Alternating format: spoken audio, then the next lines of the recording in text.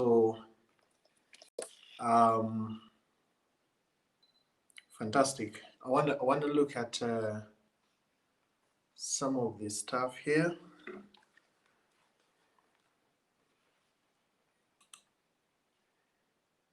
Hey, what's up? What's up, guys? How are you doing? Most welcome to this episode. The network is a bit disturbing, so I hope you guys will be able to catch me and you'll be able to listen in well. All right. All right, so if you're watching, I hope you guys are doing fantastic. Kindly, if you're watching me for the very first time, ensure that you subscribe and turn on the notifications so that you never miss out on any of my videos. So we're going to talk about all right, I'm checking something here to make sure that the connectivity is doing well. I'm checking out something here to make sure we're doing well with the connectivity, because that is very important. And this is showing live on Periscope, and it's also showing live on YouTube. So I hope you guys are able to catch this live, because it is very important to me. So I'm going to talk about the trending stories for this week. Stories that have broken headlines, stories that have made it to the global scene. That's what I want to talk about. And definitely we start with the biggest one, Joe Biden and Kamala Harris. That was the biggest story for me during this week. Having Joe Biden swearing, there was a lot of drama. Also, if you guys remember, in the last 2 weeks, it's been a lot of drama in the US. There's been quite a lot of security threats, just because there were a few people that attacked the Capitol building a few weeks before the inauguration, and that that is very, very interesting, because at the end of the day, the inauguration was very successful. Quite a lot of events happened. Now, what was very outstanding for me, I think one of the things that was very outstanding was Lady Gaga. Lady Gaga was chosen to come and perform the national anthem, the American national anthem. Lady Gaga, of course, everybody that appeared at that occasion has actually done something for Joe Biden. Lady Gaga tirelessly put in a lot of effort in campaigning for Joe Biden. There is a lot of stuff she did, actually. That's why she was given that opportunity. She moved on so many campaign trails, even though Joe Biden did not do a lot of them during that time. She moved out to a lot of campaign trails. So Lady Gaga was very smart. If you guys watched that edition, Lady Gaga was very smart, because she put on a red dress that had a black top, and it had like a dove for peace. It had like a dove for peace. So that was very awesome. Very awesome. And of course, we also saw Jello. Jello performed on the night. Now, the environment at the inauguration was really tense, because the environment was surrounded by soldiers, was surrounded by the army, police, FBI, Secret Service. So there was a lot of security at the event, which I think also made it a little bit uneasy for some people who attended the event. Now, also J-Lo, Jennifer Lopez, came out and performed. I'm so sure, and I really think J-Lo performed because I suspect that, Kamala Harris, having the fact that she's got some roots in the same region where Jello comes from, that was the balance that was played out. But hey, I'm not so sure, but that's what I can anticipate, that that was the balance that was played out to make sure there was, someone to perform from Kamala Harris's region. Jello performed. She said some words that maybe I didn't pick so well. and I haven't taken notice to go and read what she actually meant. Amidst the, when she was performing, amidst the performance, she stopped and mentioned some serious words that I looked at Kamala Harris really saying, wow, thank you, God, this is the moment. Now, before I leave this story for inauguration and Joe Biden, what surprised many people around the world are the events that happened. Now, let me tell you, the real things that are supposed to happen when a president is handing over did not happen. One of them was the fact that Joe Biden was denied the opportunity to use military planes when flying, anywhere he wanted to go before the swearing in. He was denied that opportunity. So Joe Biden left Delaware, Delaware, to Washington and all these other St. Andrews base and all these other places he had to check into before going for the ceremony. He used a private jet. He used a private jet. Like, it's never happened for an incoming president to use a private jet to land at St. Andrews. That is what happened. That's what Joe Biden used. But of course, that shows you how organized the Trump administration was. It had a lot of loopholes. And I think because of the fact that Trump kept on claiming that Joe Biden stole his win, that is why he decided to do what he did. He acted really, really in a particular way that was a very, very amazing. And definitely, we know that he also turned down the event. He did not attend the swearing in. He did not attend the inauguration, which was very sad. But definitely, it is his right, because the American people have got a system that allows them to do what they want to do according to the law. So it was his right to either attend the ceremony or not to attend the ceremony. It's not by force that an outgoing president must attend the inauguration of the incoming president. So for Donald Trump, he decided not to attend, and it kind of created some bit of space, because we looked at Barack Obama was there, we looked at George W. Bush was there, we looked at Clinton, he was there. They even had a chat. Prior to the inauguration, and this was very amazing. I mean, if you look at some of these guys as they do their stuff, it really gives you the opportunity to understand how systems work. Because Joe Biden and Donald Trump were really at very, very big loggerheads 2 weeks to the inauguration, that many people are even afraid of what would happen. So many people are afraid of what would happen if this inauguration happened. So many people are thinking about the unthinkable, that what if the president is attacked? What if the president goes through something, which is not very, very beautiful for the American people. A number of people expected that the Donald Trump supporters were going to show up at the inauguration, but that did not happen. Now, looking at some of the most beautiful moments that happened at the inauguration, we had a young lady who actually performed a poem. Now, it's a culture and it's part of their system that every time a president is swearing in, there is someone that will come and read a poem at that event. Now, this year, it was so amazing. It was so amazing, guys. There is a young lady who has made a name for herself, and even as we speak now, she's actually continued to climb the ladder. Her book is now number one selling on Amazon.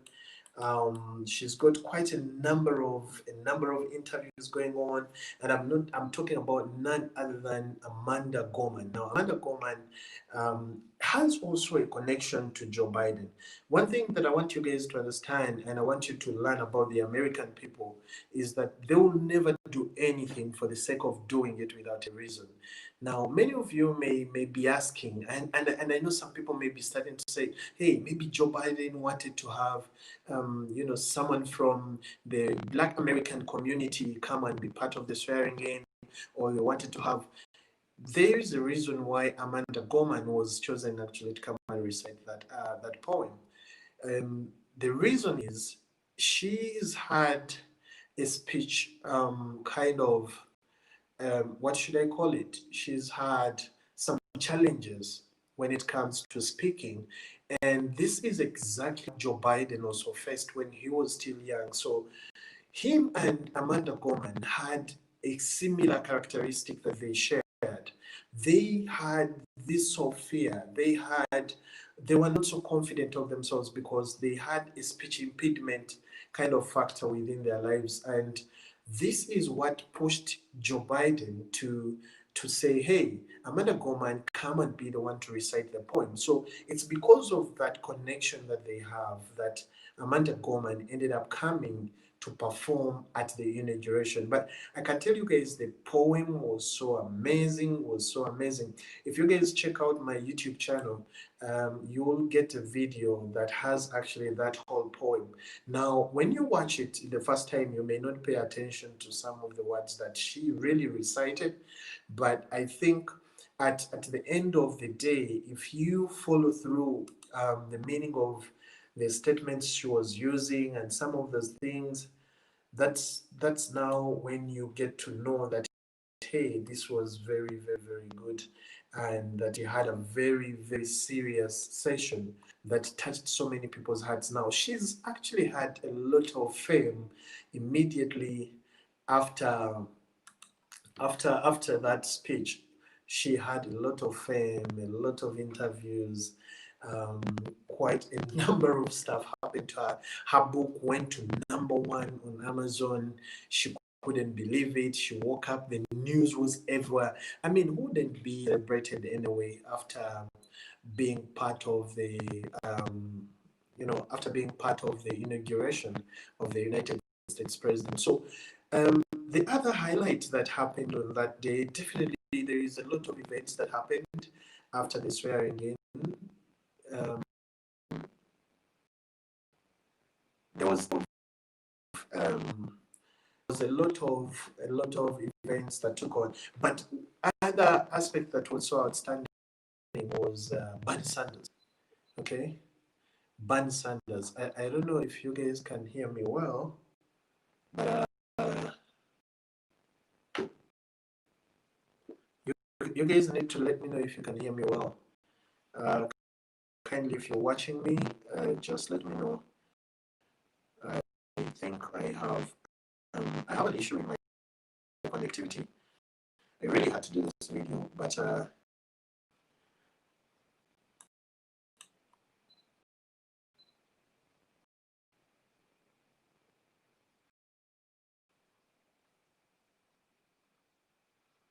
so I'm trying to figure out something here, guys.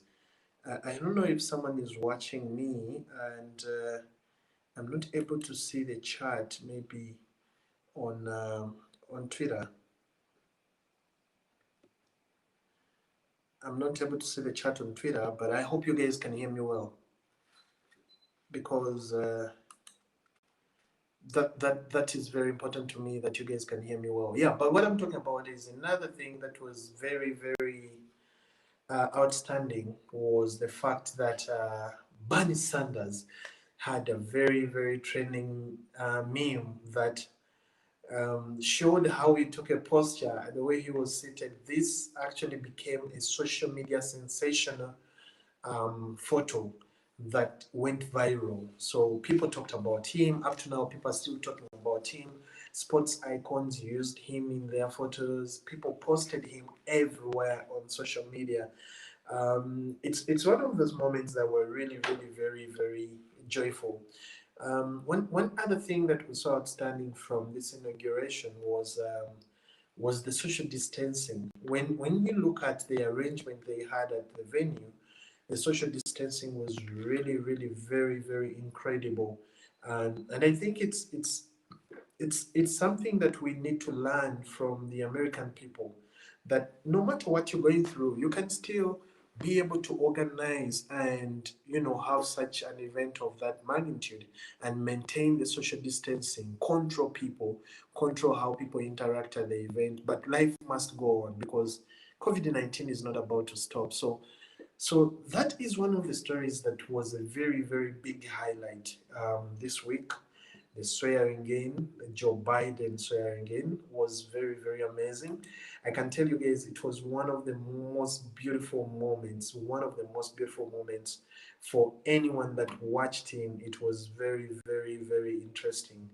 Watching the first lady become the vice president of the United States of America in many hundreds of years, it was historical. It was very historical.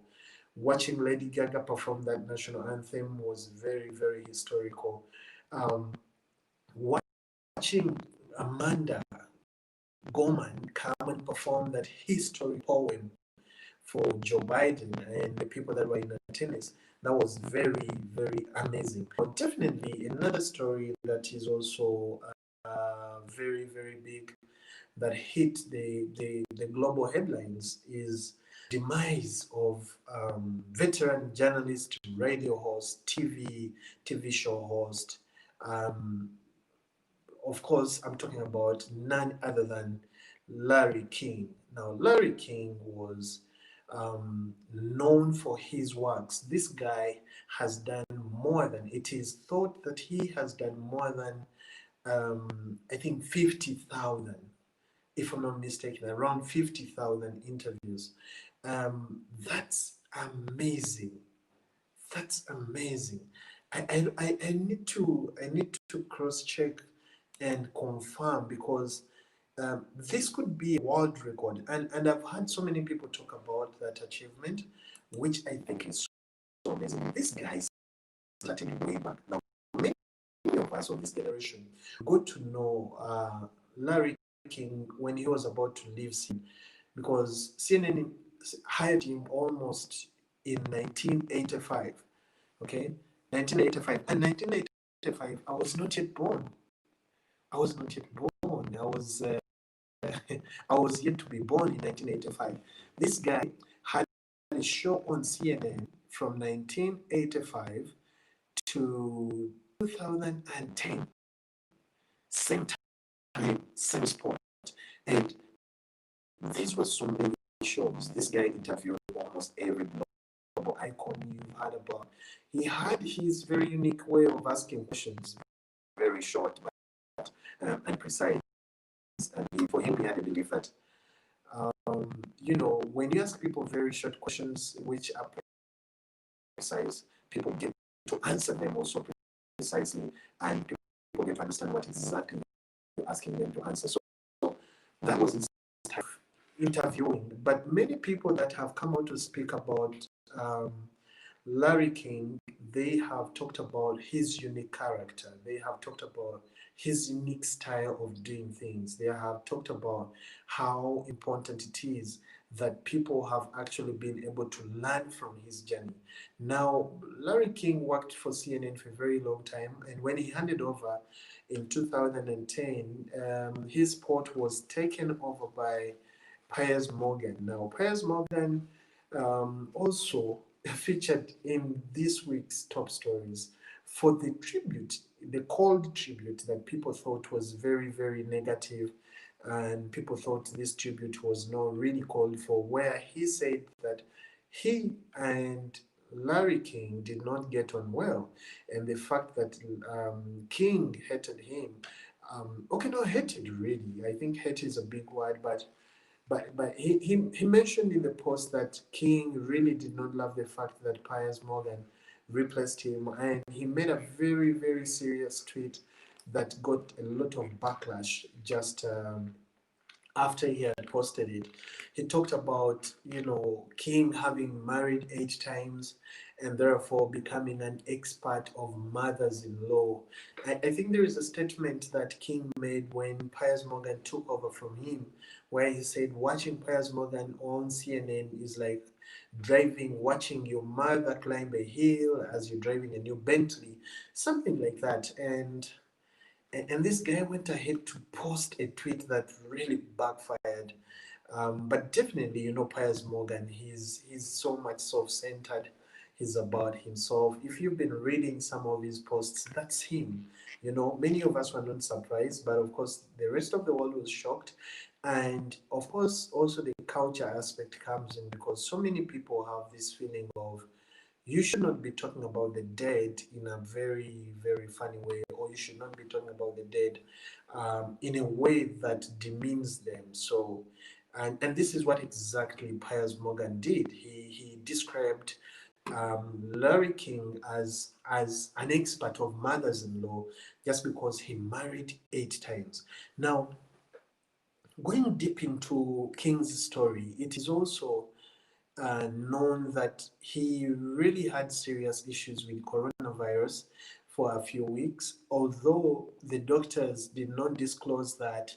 And many other news outlets had written that he got cardiac arrest. He died of a heart attack, which also his close partners from a company he founded called Aura Media, declined that. They said he did not pass on from a heart attack. So I think once the report comes out, well, it will be known what killed Larry King. Now, Larry King has also had some issues, pancreatic cancer. He has had several bypasses on his heart. He's had surgery on his lungs, but he had beaten all this. He had beaten all this. You see, this is a guy that had a lot of success in his media, and he was broadcasting.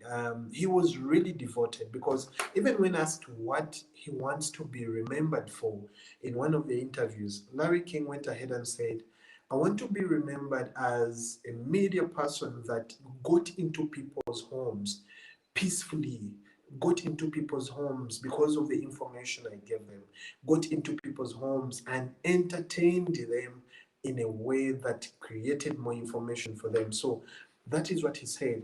And he also went ahead to give props to all his, in one of the interviews, he said, me, I'm just simply a mere conduit that I do these interviews. I'm not the star here.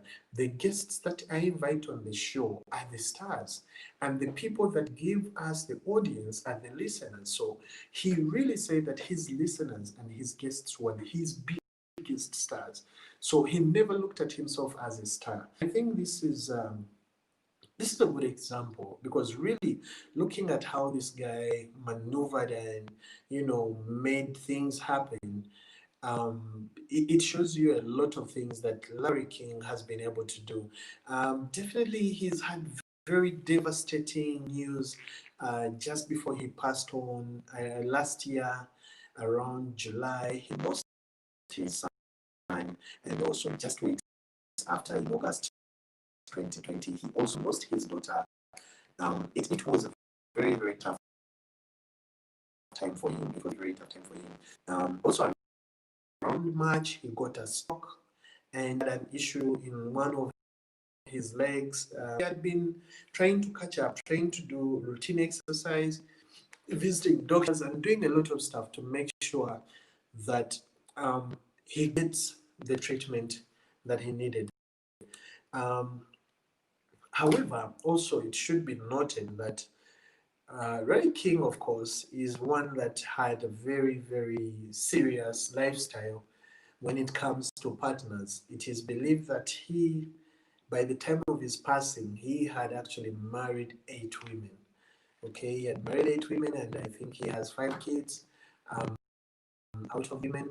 But hey, that is not the biggest part of the story. The biggest part of the story is the fact that this guy had a career span. He virtually, literally interviewed every big president of USA. and this is what made him special. He could invite all the guests that there is in the world, and no one turned down his interviews. He interviewed the biggest criminals. He interviewed the biggest lawyers. He had interviews of the biggest cases that were very controversial, and he still held it composed. You know, if you guys go and watch some interviews, I think he's one of those people that should really be emulated, and also considered as one of the most successful people in media. Now, this is what I'm saying, but definitely people also have their own views. So you guys can let me know what you think, and what do you think really, Larry King meant to you, and what his legacy has been. If you've read his stories, you can still let me know what you guys think. So moving on to the next story. Now, the next story is one that is a bit very disturbing. Quite a number of serious figures have passed on the blue. Now, the other is about a global legend, of course, who was playing baseball, Major League Baseball, and that is none other than Henry Hank Aaron. This guy was also a star in his own category. He was a star in his own league. He played baseball to the biggest level, to the biggest platforms you can imagine. And he played baseball when it was so hard for people from the black community in USA to make it to big leagues. This is a guy that broke so many records. This is a guy that made so many runs, and he also passed on. Now, um, before passing on, Aaron went and took the COVID jab, that is the COVID vaccine, and they want